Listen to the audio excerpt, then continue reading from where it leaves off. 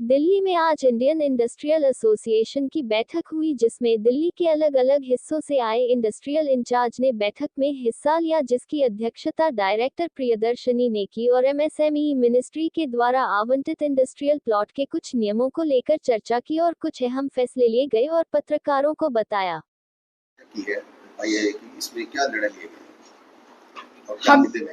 हम लोगों ने जो बैठक की है, इसमें जो सरकार की तरफ से आ रहा है कि leasehold to freehold industrial plots की अभी शुरुआत की है उन्होंने, लेकिन उसके बावजूद भी जो एमएसएमई सेक्टर को फायदा नहीं मिल रहा है, क्योंकि उसके साथ कई लिमिटेशन है, सेलेक्टिव एरियाज में किया जा रहा है। तो हम लोगों ने जो निर्णय लिया है कि हमारी जो रियलिटी है वो हम उन तक पहुंचाएंगे, कंसर्न डिपार्टमेंट तक, जिससे इसको थोड़ा ईज ऑफ डूइंग बिजनेस में हमें मदद मिले और एमएसएमई के जो रियलिटीज है, जो प्रॉब्लम्स आ रही है, वो सरकार तक पहुंचे और उनकी पॉलिसी इससे बेटर हो।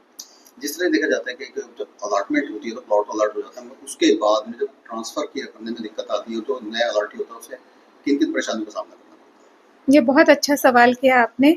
ट्रांसफर लीज होल्ड तो जब फ्री होल्ड नहीं हुआ, अगर ट्रांसफर करना है तो उन्हीं को होगा जो उनके मतलब जो ब्लड रिलेशन है, नोन टू है। अगर आगे उनको बिजनेस किसी और को दे दिया, उन्होंने रेंट पे दे दिया या किसी ने आगे उस पर बिजनेस शुरू किया, तो उनको फिनेंशियल कंस्ट्रेंट जैसे लिमिट बढ़ाना हो या लाइसेंसिंग लेनी हो, स्कोप ऑफ वर्क अगर चेंज करना हो, तो इसमें इतनी सारे पेपर्स रिक्वायर्ड है। और उसके बाद भी जैसे लोन बढ़ाना, तो वो सेंस ऑफ ओनरशिप मांगते हैं, वो नहीं मिलता, तो प्रॉब्लम्स आती है। फिनेंशियल कंस्ट्रेंट रहेगा तो एमएसएमई तो ऑलरेडी एक्सपेंशन के लिए उनको पैसे की ज़रूरत है। सरकार की तरफ से इतनी सारी स्कीम्स चलाई जा रही है फिनेंशियल हेल्प के लिए, लेकिन उनको उसका सुविधा नहीं मिल पाता, तो हमें दिक्कत। अगर बात करें अलग अलग राज्यों में अलग अलग स्कीम चलती है या निर्णय लिए जाते हैं, उसमें आपको कितना सहयोग मिलेगा?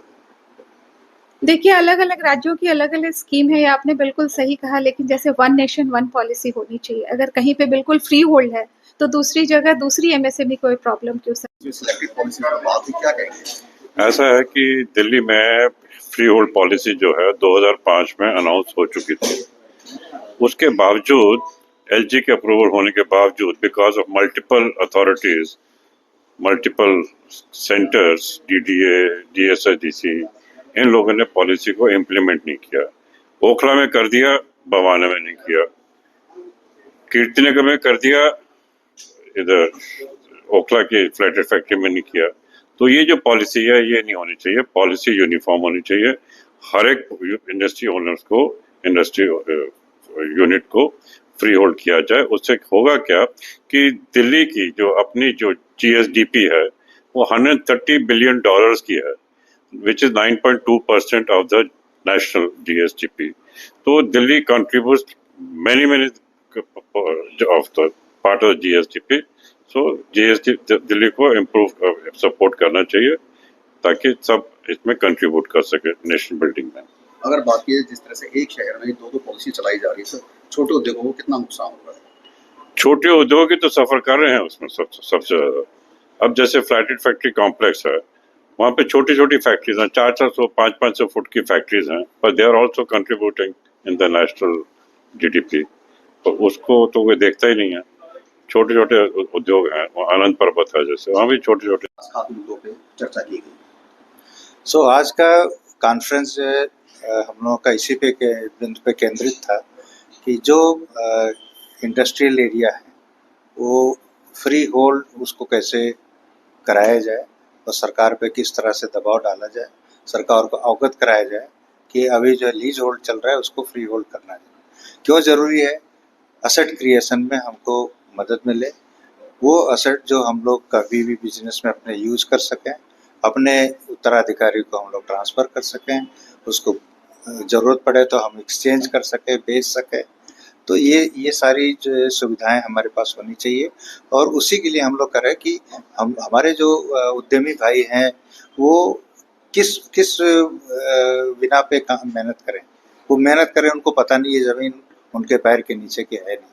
तो अगर ये ऐसी भावना मन में रहती है तो जो इफर्ट होना चाहिए देश के लिए, जो एक कहते हैं एक फोर्स के साथ, एक ताकत के साथ काम करना चाहिए, वो तभी होता है जब सब लोग मिल के काम कर रहे हैं और उनको लगे कि इसमें मेरा हिस्सा है, इसमें ये जो मैं मेहनत कर रहा हूँ ये आज नहीं 10 साल बाद, 20 साल बाद इसका फल हमको, हमारे परिवार को मिलेगा। अगर बात की जाए जैसे उनके ऊपर स्ट्रॉन्ग करना है तो कहीं ना कहीं छोटे उद्योगों को सफल बनाना पड़ेगा और बल देना पड़ेगा, उसमें एमएसएमई का बहुत सहयोग है। कि कुछ स्टेट गवर्नमेंट ऑलरेडी जो है लीज होल्ड से फ्री होल्ड कर चुकी है, तो दिल्ली गवर्नमेंट क्यों नहीं कर रही है? ये इंडस्ट्री के हेल्प के लिए है, उनकी ग्रोथ के लिए। अगर आपको दिल्ली की इंडस्ट्री की ग्रोथ चाहिए तो लीज होल्ड से फ्री होल्ड करना ही चाहिए, क्योंकि इंडस्ट्री जो है जब भी ग्रो कर पाएगी जब उसके मन में कॉन्फिडेंस होगा कि भाई मैं कुछ भी इन्वेस्टमेंट करूंगा मेरे को रिटर्न मिलेगी उसकी।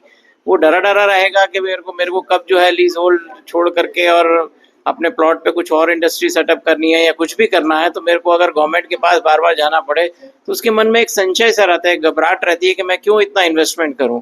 तो अगर दिल्ली की गवर्नमेंट को ये सोचना चाहिए कि अगर ग्रोथ ऑफ इंडस्ट्री चाहिए तो लीज होल्ड से फ्री होल्ड करना है जरूरी है। पीयूष जी, जिस तरह से देखा जाए जो industries from Delhi chapter, my point of view is that the government has to listen, because government has to make a target towards a 5 trillion economy, and the most important contribution is by way of an MSME sector.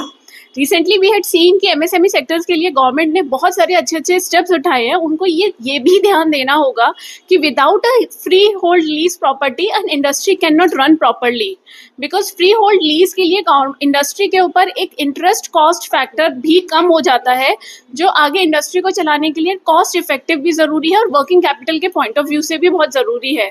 तो government has to see, because the majority of the portion of the Indian economy is from the MSME sector. So government must have to